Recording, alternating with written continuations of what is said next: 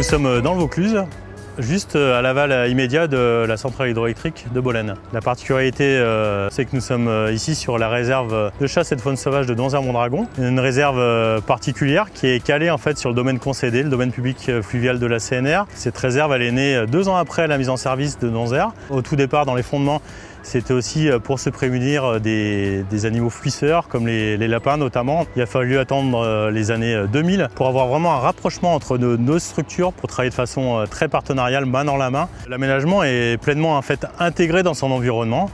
On est vraiment inscrit dans le corridor Rhône, que ce soit dans la trame verte, dans la trame bleue.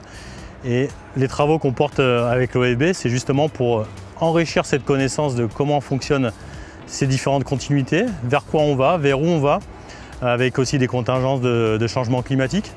Donc ici par exemple on est sur une zone de rencontre au niveau de la flore, entre la flore méditerranéenne et la flore continentale. C'est vraiment un carrefour biogéographique.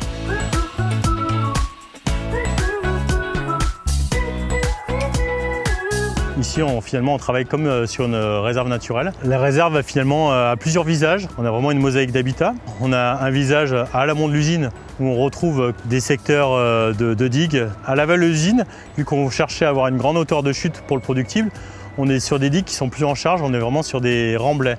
Donc là, on est plutôt sur un couvert plus forestier avec différentes zones ouvertes. Et à l'intérieur de ce secteur-là, on retrouve une 50aine de mares, notamment des mares temporaires. Donc c'est des mares qui prennent de l'eau par la pluie et qui permettent de faire le cycle biologique de nombreux batraciens et odonates. Et puis ensuite, on a des secteurs de roselières.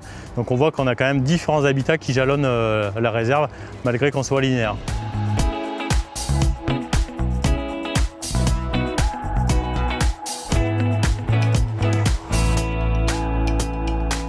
On est en fait sur la mare Blondel, qui est une mare qui est permanente. L'intérêt en fait de cette mare, si elle est artificielle, c'est quand même d'accueillir un certain nombre d'espèces et même d'habitats.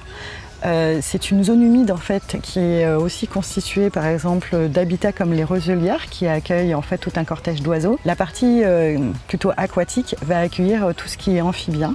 Et à l'interface des deux, on peut aussi avoir des odonates, donc des libellules, qui sont très intéressantes. Et le but, en tant que gestionnaire de l'espace, donc de toute la réserve de chasse et de faune sauvage, c'est de se concentrer aussi quelquefois sur ce type de site, de façon à suivre l'évolution de toutes ces populations, pour savoir dans quel état de conservation ils sont, de façon à pouvoir prévoir des aménagements, des travaux pour accompagner le retour de la biodiversité qu'on a ici sur ce type d'espace.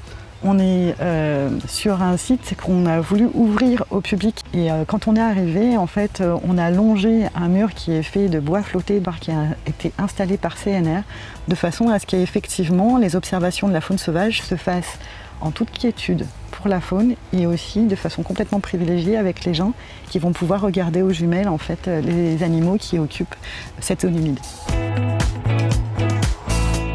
Ici en fait on est sur les berges du canal. On est sur une partie de la réserve qui est un peu plus fermée. Et ici on entretient en fait ce secteur-là uniquement en gestion pastorale. De l'entretien de la végétation par des animaux, que ce soit des chevaux, comme ici des chevaux Konik Polski, qui sont des descendants des chevaux de Przewalski. On a des vaches gallois, des moutons et des chèvres.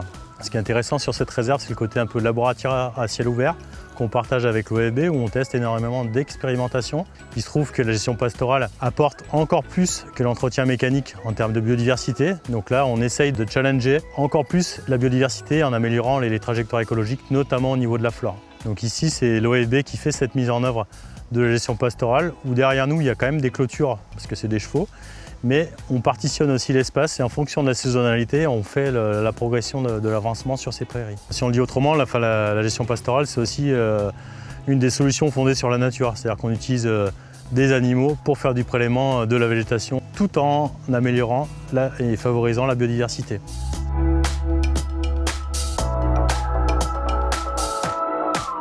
À travers le bagage, on peut avoir une idée sur l'état de santé des populations d'oiseaux, puisque grosso modo, on le voit par le bagage si les oiseaux vont bien, si on continue à en contacter, donc à en attraper, ou si on en voit plus, si on n'en trouve plus.